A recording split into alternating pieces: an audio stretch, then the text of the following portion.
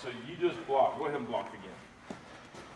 Go ahead and block like you just did. The one way that anybody ever taught me was to do. Forward, okay? And that's what most people teach. Well, let me ask you this. Just think of like a train, okay? And you got one train coming this way, and then you got one train coming this way. And they're both moving towards each other. Is that going to be a pretty nasty collision? That's going to be pretty bad, isn't it? What happens if you got one train coming this way, and then you got a mattress down here, or a soft cushion that catches it? Which do you think would be an easier collision? Number one or number two? Number two, right? So when you move forward, think of yourself as a freight train colliding with another freight train. So what happens is when that ball hits you, it's going to bounce off and go everywhere. All right? Now, I say all that to get to this point. If that ball, if you've done everything you're supposed to do, you're out there catching, it's the sixth inning, it's late in the game, and you're tired, you're hot and sweaty, and everybody's cheering, and the game's on the line. Right? So, and you go to make that block, and that ball shoots out halfway back to the pitcher. What good did you just do? No good, right? Because if there's a runner on third, he's still going to come home, most likely. The older you get, he'll definitely come home.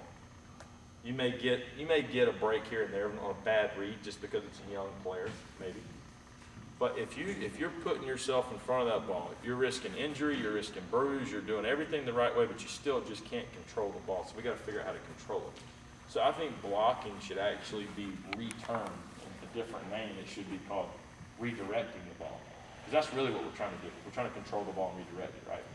All right. So jump back down again in a secondary stance, which is a little wider. Now stand back up. I want you to point your feet instead of towards first and third. I want you to point towards the shortstop and the second baseman. Good. So maybe a little bit more wide open than that. Yeah, right there. All right. So now you're just going to sit down like you're sitting in a chair. Good. Right there. Now stand back up. Now widen your feet out just a little bit, not your toes, but your feet. Good. Now sit down in that chair again. How are your hips right there? They're still good? All right. Go up and stand up again. Go just a little bit wider. Not your toes, just your feet. Now go down. Can you feel that in your hips a lot more? Yeah. A little tight? All right, stand back up and go where you just were before there. Good, right there. All right, so anybody who tells you wider is better as far as catching goes, we might have talked about this already, they've never caught a day in their life. Because wider is respective to the player. Every player has a different level of flexibility, a different level of athleticism about them. So slide back down into your secondary. Now, instead of blocking by falling forward, just act like you're on a rug and just pull your feet out from under you and drop straight down. Yeah, just like that, except we can't touch the ground. All right, so it's going to look like this. So it's just going to go boom, just like that.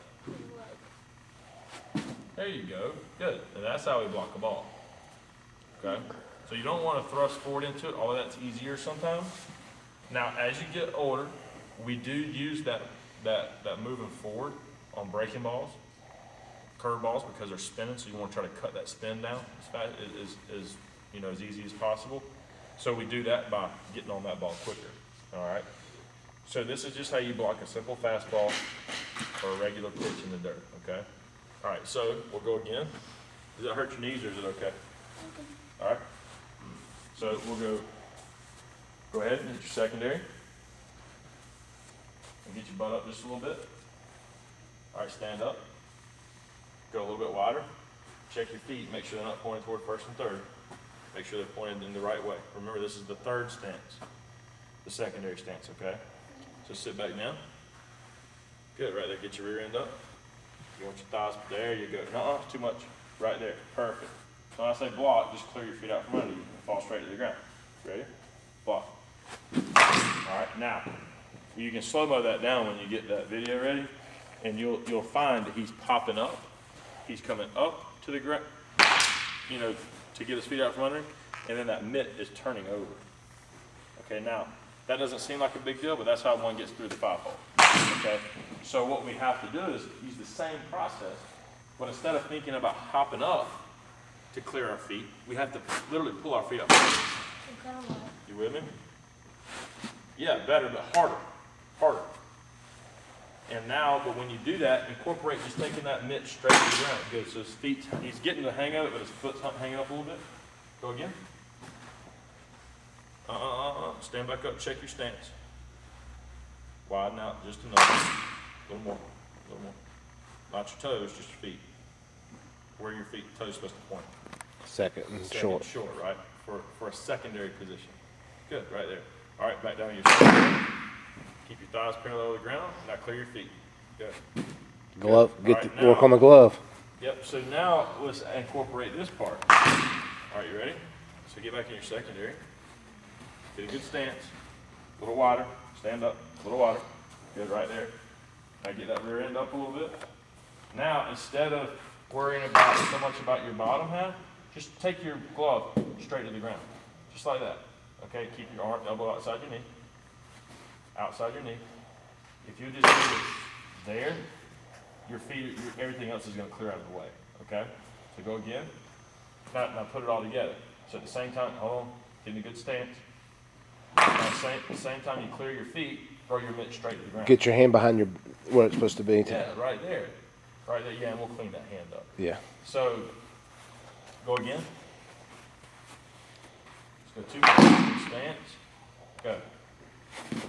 Good, so now you see how that hand, that is a lot quicker to the ground Yeah. right there.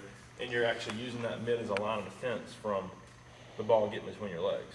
And as you get more comfortable with it, you won't land on it like you're landing on it right now. So if you're landing on it, don't you feel like you're still coming forward a little bit? All right. So then here's some basic drills that you can do to work on this at home. The first one, the most simplest one, is this. Secondary. Feet All I'm wider. gonna do is take this ball and I'm gonna mark. Feet wider, Matthew, because you look at you. There you go. I'm gonna now clean your feet up. They're pointing toward first and third. Okay. Now all I'm doing is marking where his toes are at. All right. So when I say block, get ready to block. Is that a good secondary? Get your rear end up. Good. Now, the second thing I'm going to mark is where his knees land. So the ideal target is for his knees to land right where his feet were. So for example, if that's my feet, there, and I'm blocking this way, I want to land on that ball. Does that make sense? Yep. So you have a measurement now for him to work toward. All right, you want to go a couple more of those? I don't want to bruise your knees up, so we'll just go a couple more. All right, now stand back up and ask yourself, is that a good secondary? Feet's too narrow. Probably a little wider. You want to be athletic. Feet wider, not toes. All right, fill that out and see what it looks like. Go ahead. A lot better. Ready? Block. Good. So now he's right there. Cut it Get- down get quite a better. bit. Go again. Get that mid a little further out front of you so you're not landing on it. Okay? Ready? Go. There you go. That's it right there. Now, just keep that position. Now all you want to do is take this hand and put it behind your mitt. Open it up, thumbs east and west, all the way down behind your mitt. That's where we block. So he's got good posture already. A lot of players will want to sink down like this. We want as much surface area we can get, not sitting on our heels. So if it runs up over it, it's hitting your chest plate. Yeah, you ideally want to get hit right here every time. Okay, you don't want to get hit down here. That's just in case the ball hits that sandy, plate area and lays down on you. Okay, so you don't want to sit on your heels. You want to be up off your heels. So like right in here. Yeah, right there. Maybe a little too high. Maybe sit back down just a little bit. Right in there. That's a good position. So you're creating height. You're creating good surface area. You're using your leverage. So that's one thing we had to work with him on a good bit was he wanted pancake balls with his chest. And what happens is it's really two things. That energy's coming back into play by smashing it. But when you smash it, you lose awareness of the field. And in some cases, you actually come into here, and now this is not athletic. So the part to add to it is once you block, we now have to recover the ball, which is out there. So you have to be in an athletic position to either post up like that, or to be able to use athleticism and up to your feet in that maneuver. Which is tough. I'm not stressed out, but I can do that. What do you use a post up? Recover. I use Both? both. Just depends on where your body's at? Yeah. So, and then what we do is we create a standard. This is actually a really cool drill right here. All right, so we're going to, come over here in video. Let's see. You'll be able to see it, get a little bit better angle on this. So I'm gonna have him block and then recover. In fact, let's do it down here. Let's do it down here. Let's do it down here.